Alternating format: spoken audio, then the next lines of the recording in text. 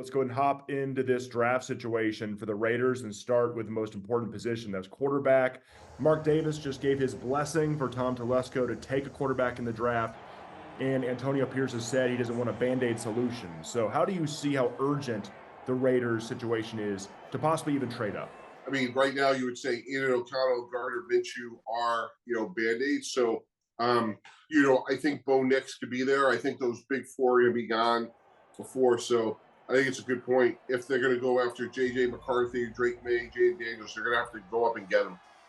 And when it comes to going up to get him, obviously that's going to have a hefty price, not going up from 6 or 7, but 13 all the way to say 3, 4, 5. With your experience as a GM, what would that compensation look like? Well, it's going to take the first round this year, your second round this year, your first next year, and maybe another pick after that. But it's going to involve, a one this year, next year, your two this year, and like I said, probably something else. So it's just the cost of doing business to go get the quarterback. And that can be qualified as selling the farm. So with your experience there in the front office, how much do you need to love a player and love his fit in your scheme to make that kind of franchise-altering move up? Yeah, and take it a step further, it has to be their character, their intangibles. It has to check every box, because if you're wrong, it's just catastrophic, obviously. So, they have a couple of placeholders there, but they clearly could use a number one difference maker. And I know the Raiders aren't number one on the list of possible trade-up teams. That could be the Vikings or the Giants. But if they were to trade up, it would most likely be for Jayden Daniels, who was coached by AP on the high school and collegiate level. How do you see him possibly fitting in with the Raiders, especially with Luke Getsy there?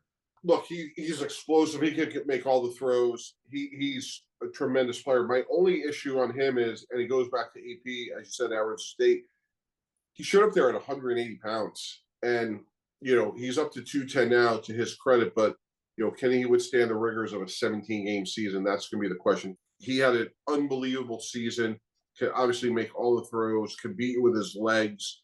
I think he's tremendous. Really, that's my only question about him. The wild card of the quarterbacks in this draft might be Michael Penix Jr., and many believe that 13 at the Raiders could be his ceiling, maybe the earliest that he could go in this draft. Do you believe that's a reach? And if so, why? I don't necessarily think it's a reach per se, from a standpoint of he's a great player, can make all the throws. And I will say he was healthy the last 2 years. So if you looked at his career early in the first 4 years, massive injury questions. But his last 2 years, he's been completely healthy. And at 13, the Raiders have a whole lot of other options. They have needs at right tackle, cornerback. What are some prospects that you would have your mind and your sights set on for the Raiders? Well, like Quinton Mitchell from Toledo, I think will be the first corner off if he goes there. Look, I think they could go a number of ways. It's obviously there's not going to be a running back that'll fit there. I think quarterback and corner would be the two that, it could, maybe it comes down to Bo Nix and a guy like Quinton Mitchell or Terrion Arnold from Alabama. Look, they could use another offensive lineman. Is it Troy Fontenot from Washington, let's say. So I think those are some names to keep an eye on.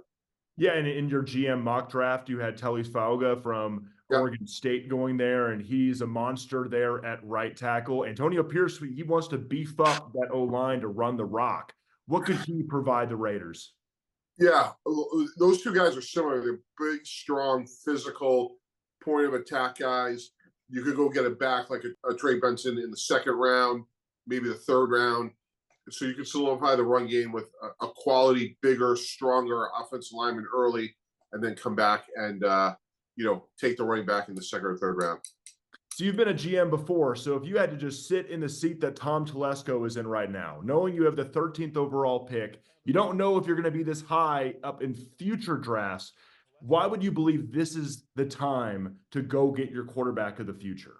Well, because when you get a chance to get one and it's within reason, go get him. Because if not, somebody else could be making that selection. He did a great job at the Chargers to go get Justin Herbert. And if I could go get Penix, I like Penix. I'm a believer in him. But if I could go up and get J.J. McCarthy, Jayden Daniels, I'm going to do that. I think this is a spectacular year for the quarterbacks. And of course, you have your positional value chart here, and that's why you don't see a lot of safeties and running backs go in the first round anymore. But offensive tackle and cornerback are certainly those positions that teams want to snag in the first round. Why is that? Be more inclined to take those positions early on. Yeah, that's just the value of this draft. We can see 6 quarterbacks, 7 receivers. We're going to see at least a half a dozen offensive linemen go. I don't think the first defensive player goes until like 8, maybe at Atlanta with Dallas Turner. It's just the strength of the draft. And then you look again at running back, Blake Corum, Jalen Wright from Tennessee, Benson. Like those guys are going to probably go somewhere in the second or third round. Look, I know the Raiders just lost Josh Jacobs, but I don't think this is a great year for running backs. But Tom Brady, apparently some news that, maybe itching to play again, and he's connected to the Raiders, still trying to be the part owner of the team. I know he has that Fox broadcast deal. What do you make of this news? I think he's a great competitor. In that interview, he references Jordan with the Washington Wizards. So, look, once he becomes an owner, I think that's going to be really hard to do under the rules. But boy, it's intriguing to dream if you're Mark Davis. Yeah, could we have a part owner and also quarterback at the same time for the Raiders? We'll see. All right, Mike, but I appreciate your time and love your work on ESPN, my friend. Okay, thanks so much. Really appreciate you having me.